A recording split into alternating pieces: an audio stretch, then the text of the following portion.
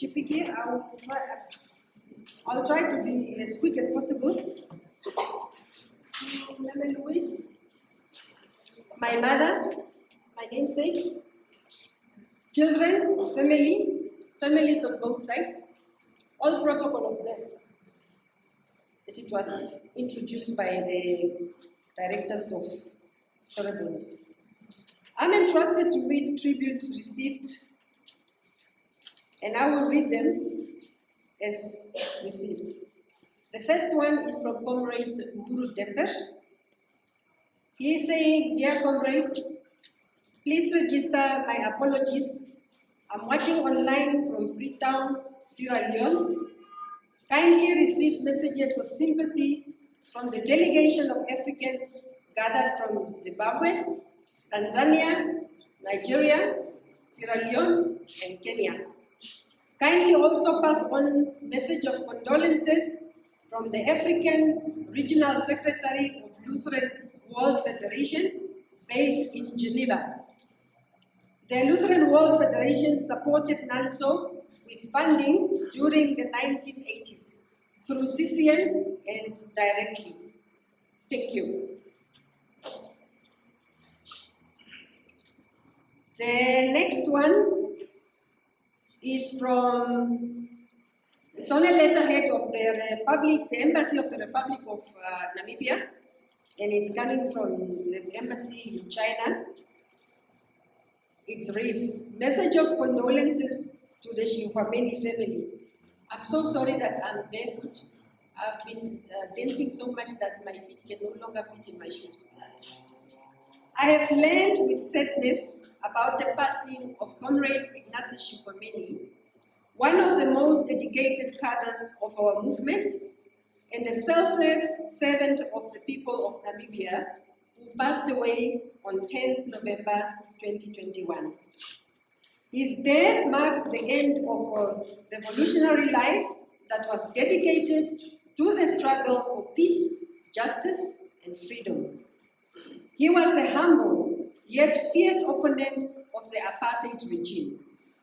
We add our voices to those who say the passing of Comrade Shixwameni has robbed the country of a dedicated and committed servant who placed his aspiration of the people above his own personal interest. Indeed, the people of Namibia have lost one of its finest sons, who values the freedom of his people more than his own life and personal comfort. History will count Comrade Shixwameni among a number of progressive leaders whose confidence inspired them to confront oppression and injustice. His steadfast and relentless pursuit for the liberation of Namibia earned him the label of a revolutionary. He neither wavered nor retreated in the face of harassment and brutal repression from the regime. He served the Namibian nation with commitment and dedication in various capacities, such as Deputy Minister. Comrade Shixwameni contributed enormously to the downfall of the apartheid and was one of the key architects of the new democratic Namibia. Following the democratic election in 1990, he served in various portfolios, such as Deputy Minister of Information and a Member of Parliament. He placed his life in service of the people until his last breath. At the time of his passing, he was an MP, Public Account Committee. His humility, loyalty, selflessness, and revolutionary morality are an inspiration to all cadres of our country. We convey our sincere and heartfelt condolences to his family, friends, and the entire democratic movement. We wish them strength and fortitude during this difficult time. May his revolutionary spirit rest in peace and rise in glory. Dr. Elia G. Kanyamo, Ambassador. As we knew this vulnerable Member of Parliament to reach back into the memories of our youth, to remember our roots in the movement of youngsters that we were, ready to take on state which was supported by the greatest power on the earth, in service of the liberation of our nation, Namibia. There are many others who will attest to Shixwameni's talent and early years of leadership. Since those days, much political water has passed under the bridge, and over these past 30 years since our independence, much has changed, including shift in alliance and political views. However, this does not detract from the courage of conviction it took to organize with clear purpose students from schools across a country the size of Namibia and with its scattered population. I personally like to remember the Ignatius Shixwameni, whom I knew from Nanso, days prior to independence, and particularly later from my time serving in Cuba as First Secretary in the early 1990s. Shixwameni was clear in his commitment to social justice and in his focus on building an inclusive and caring society. This what drove Shixwameni to accept a scholarship at the Nico Lopez High School of the Communist Party in Havana, Cuba in the early 90s.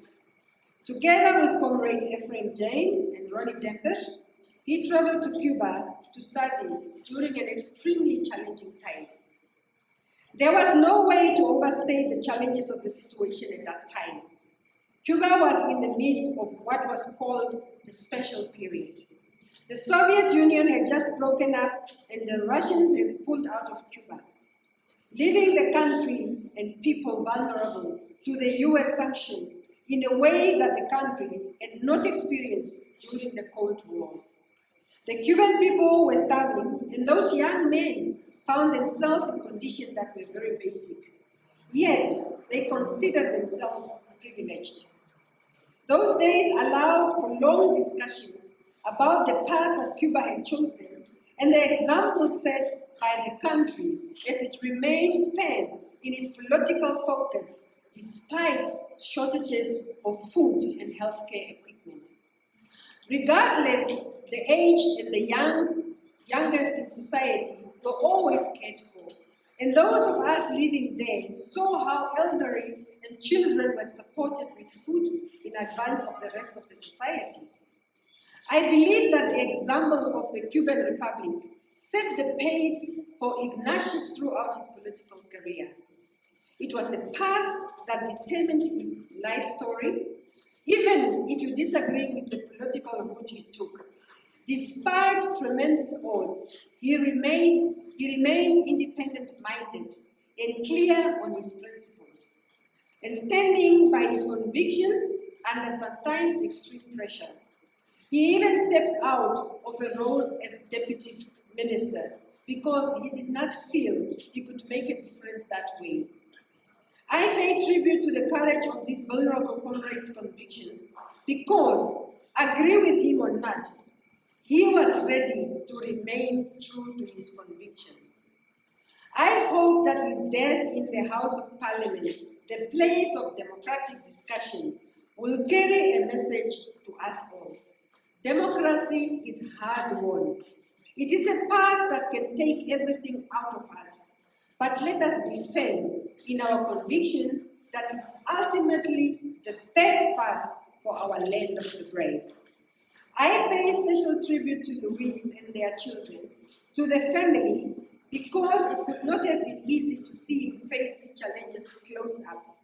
May you all find support in Shixwameni's strength. May God bless you and carry you through the long days ahead. And may we stand with you in honoring his memory. May Ignatius Shixwameni's soul rest in peace. I thank you.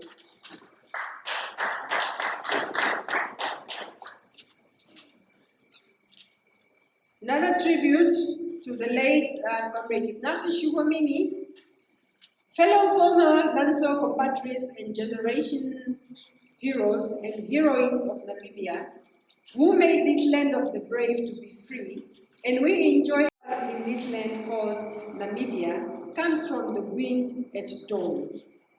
The wind went out to meet with the sun at the dawn when the night was done.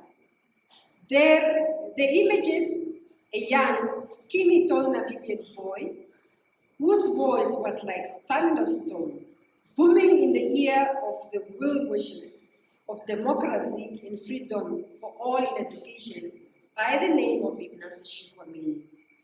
He propagated freedom and right to education for all Namibian child.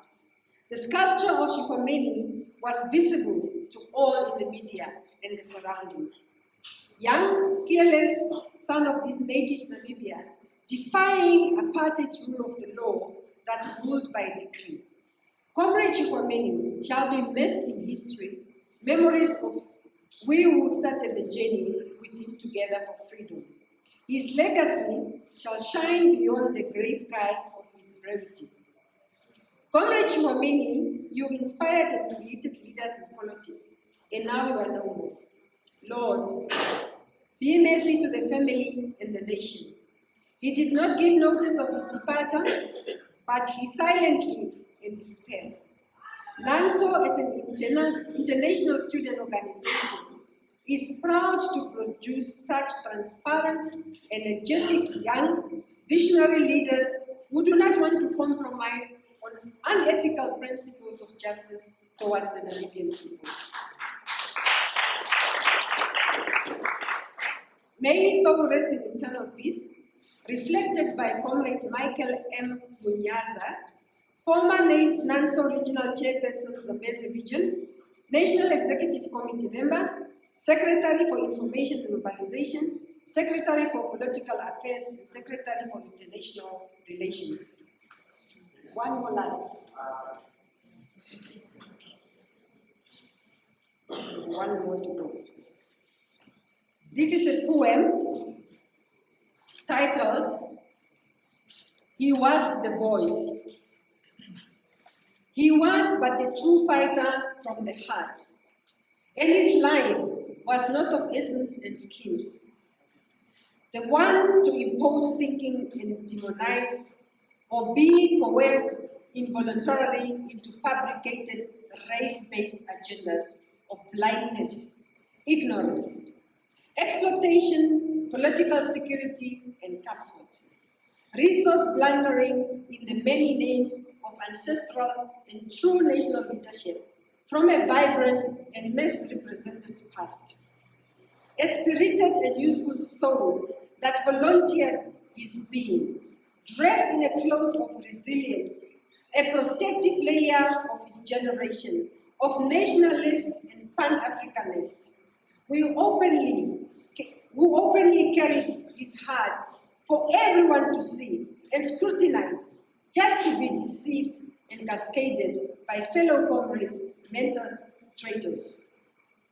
Rendered to a sacrificial land by the very people who taught him the language he spoke fluently, with a voice that faltered the race rage, spoke of archives and deleted truths, and became an enemy of the deception, changing political views, hidden agendas of a movement that decapitated itself in the struggle, plot to enrich themselves. Buried in the filth of gossip and envy, he rose above the stench of political decay, survived assassinations of character attempts, and charmed their fear for an alternative, thinking that rightfully placed the citizen first. As their slogan lied and their Decorrian rules dictate the mind of the silent majority votes, he proved to be more than resilient, a leader who managed to build his walls in our hearts. This is by Kai Mokhetsi Joseph Molapo. Thank you.